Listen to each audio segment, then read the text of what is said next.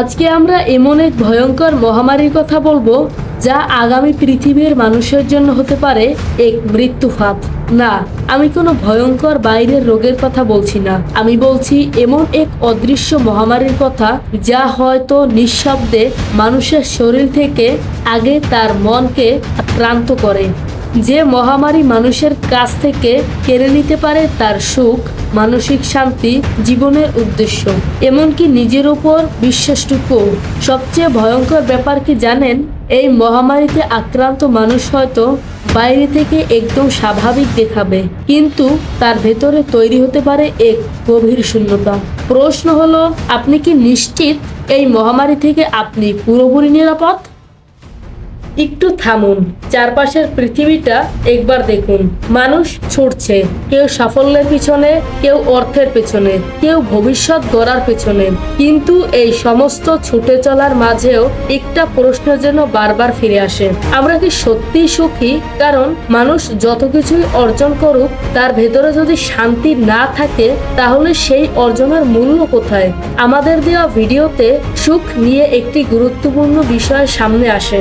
সুখকে শুধু পাওয়া কোনো বিষয় নয়, সুখকে অনুশীলন ও প্রশিক্ষণের মাধ্যমেও গড়ে তোলা যায়।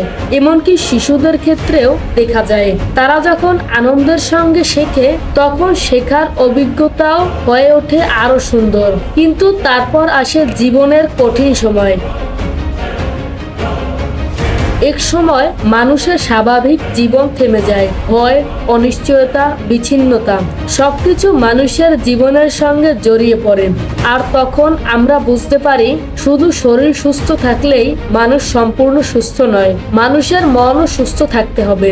এই জায়গাতেই ভিডিওতে উঠে আসে এজ অফ অ্যাংজাইটি, উদ্যোগের যুগের কথা।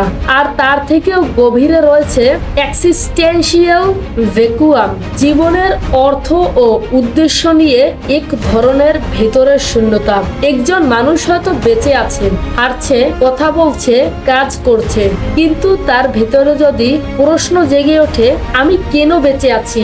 আমার জীবনের অর্থ কি? আমি কি সত্যিই সুখী? তাহলে সেই প্রশ্নগুলোকে উপেক্ষা করা যায় না, কারণ কখনো কখনো সবচেয়ে ভয়ঙ্কর সংকটটা আমাদের চারপাশে থাকে না, আমাদের ভেতরেই তৈরি হয়। তাই মহামারীর গল্প শুধু ভয় পাওয়ার গল্প নয়, এটা আমাদের জন্য জেগে ওঠার গল্প, নিজের সুখকে গুরুত্ব দেওয়ার গল্প, নিজের মনকে বুঝতে শেখার গল্প, জীবনের অর্থ খুঁজে নেওয়ার গল্প।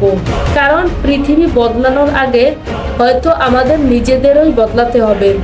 আর সেই পরিবর্তন শুরু হতে পারে খুব ছোট একটি জায়গা থেকে, নিজেকে একটি প্রশ্ন করা দিয়ে, আমি কি শুধু বেঁচে আছি, নাকি সত্যি জীবনকে অনুভব করছি? হয়তো এই একটি প্রশ্নই আপনার জীবনের সবচেয়ে গুরুত্বপূর্ণ জায়গা হয়ে উঠতে পারে।